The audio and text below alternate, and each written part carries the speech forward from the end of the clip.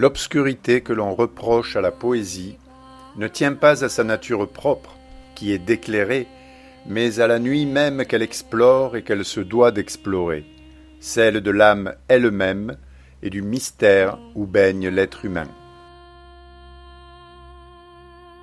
Amant, je n'élèverai point de toiture pour l'amante. L'été chasse à l'épieu sur les labours de mer. Le désir siffle sur son air. Et moi, comme l'épervier des grèves qui règne sur sa proie, j'ai couvert de mon ombre tout l'éclat de ton corps, décret du ciel et qui nous lie. Et l'heure n'est plus, ô corps offert, d'élever dans mes mains l'offrande de tes seins. Un lieu de foudre et d'or nous comble de sa gloire, salaire de braise, nom de rose. Et nulle province maritime fut-elle, sous les roses, plus savamment pillée. Ton corps, ô chair royale, mûrit les signes de l'été de mer, taché de lune, de lunule, ponctué de fauve et de vin pourpre, et passé comme sable au crible des laveurs d'or, émaillé d'or et prisoré des grandes scènes lumineuses qui traînent en eau claire.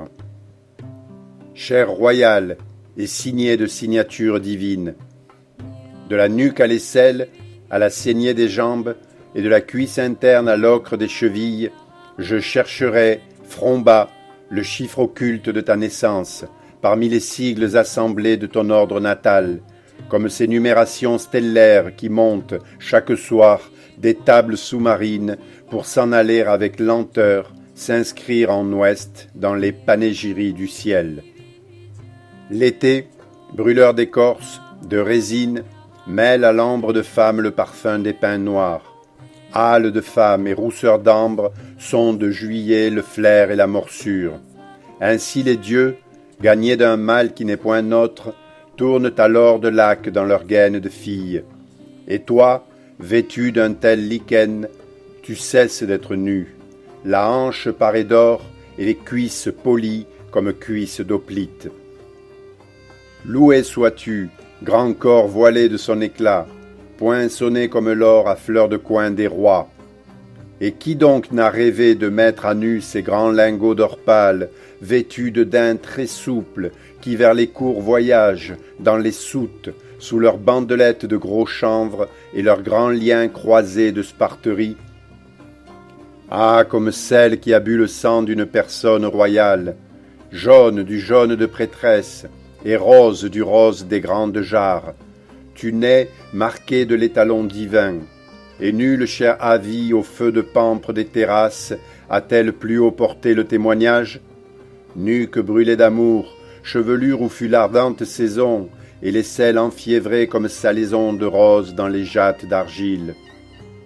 Tu es comme le pain d'offrande sur l'autel, et porte l'incision rituelle, rehaussée du trait rouge.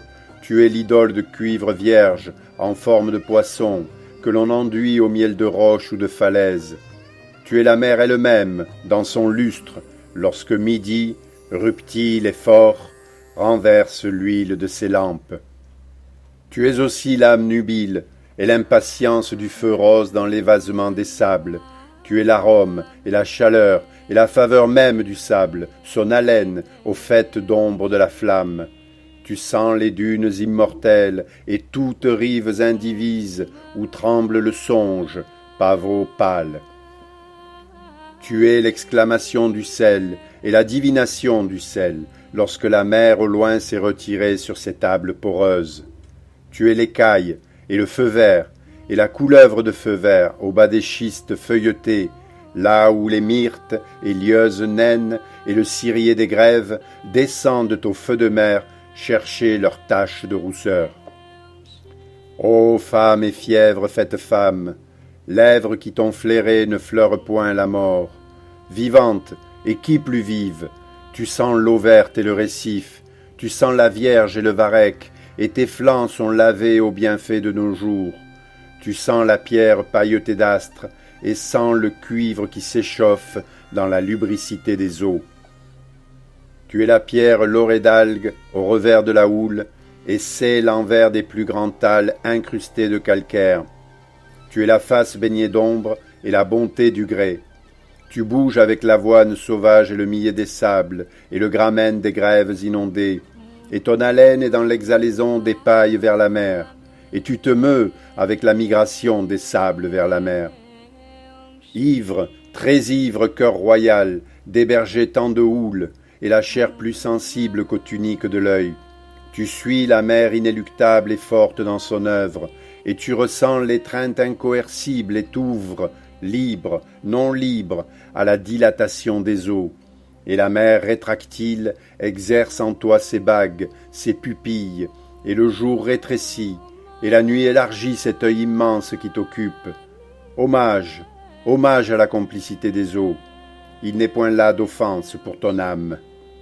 Comme l'esprit violent du Dieu qui se saisit de l'homme à naître dans la femme, et foule la femme dans son linge et ses membranes divisées. Ah, comme la mer elle-même, mangeuse d'algues et d'embryons, et qui rejette à l'assemblée des juges et des mères ses grandes poches placentaires et ses grandes algues laminaires, ses très grands tabliers de cuir pour accoucheuses et sacrificateurs, plaise au plaisir sacré de joindre sa victime, et que la menthe renversée dans ses enveloppes florales livre à la nuit de mer sa chair froissée de grandes labiers. Il n'est point là d'offense pour son âme. Submersion, soumission, que le plaisir sacré t'inonde, sa demeure, et la jubilation très forte est dans la chair, et de la chair dans l'âme et l'aiguillon. J'ai vu briller entre tes dents le pavot rouge de la déesse. L'amour en mer brûle ses vaisseaux, et toi, tu te complais dans la vivacité divine, comme l'on voit les dieux agiles sous l'eau claire, où vont les ombres dénouant leur ceinture légère. Hommage, hommage à la diversité divine. Une même vague par le monde, une même vague notre course. Étroite la mesure, étroite la césure, qui rompt en son milieu le corps de femme, comme le maître antique. Tu grandiras, licence. La mer lubrique nous exhorte, et l'odeur de ses vasques erre dans notre lit. Rouge d'oursin, les chambres du plaisir.